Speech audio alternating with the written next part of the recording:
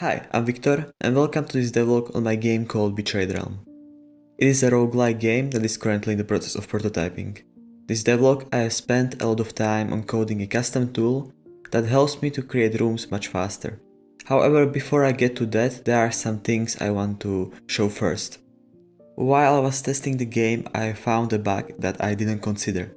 Melee weapons were able to hit through walls, which was caused by the simplicity of the weapon hitboxes. Basically, it spawns a rectangle in the world and checks for any colliders inside of it. If it finds an object with a targeted layer that is damageable, it would consider it as a hit.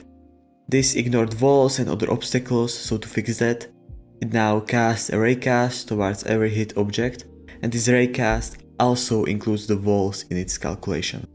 Finding the best solution for this was a struggle because I didn't want weapons to be able to hit through walls. But also I didn't want to make this too strict because that could cause those kind of annoying moments when you can almost swear you hit that enemy which you attacked but he didn't get damaged.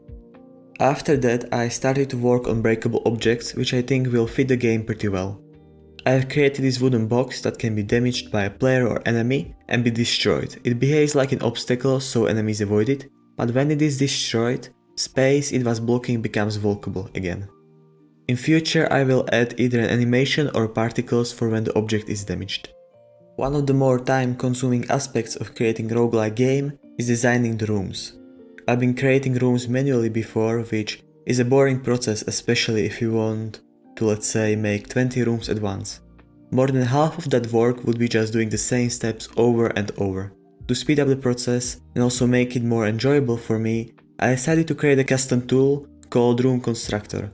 The Room Constructor has a lot of functions behind it, and by that I mean about 631 lines of code worth of functions.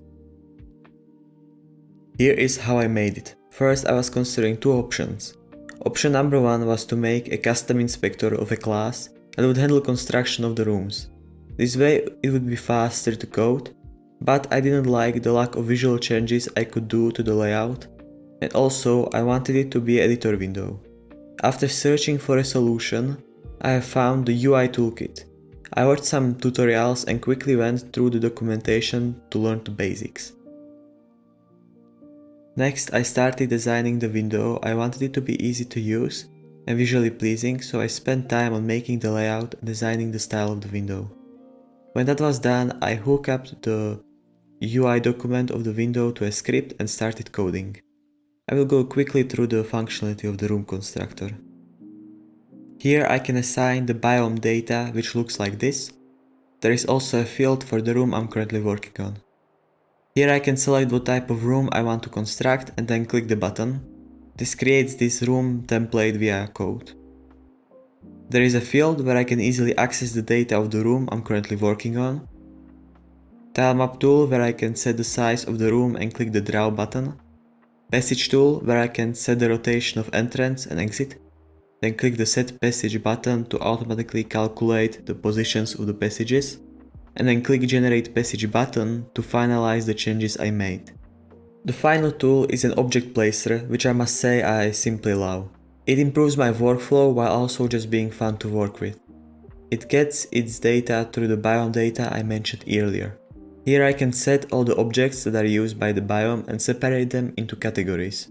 I can select what object I want to place and then click on this sprite, which also functions as a button. Navigation grid tool, where for now there is only the generate navigation button that generates navigation grid for the room. It also shows every walkable space in the scene view, which is really useful.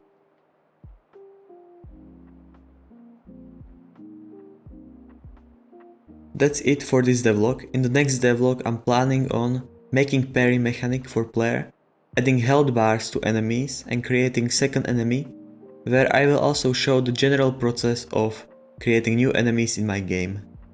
I hope you enjoyed this video and I will see you in the next one. Bye.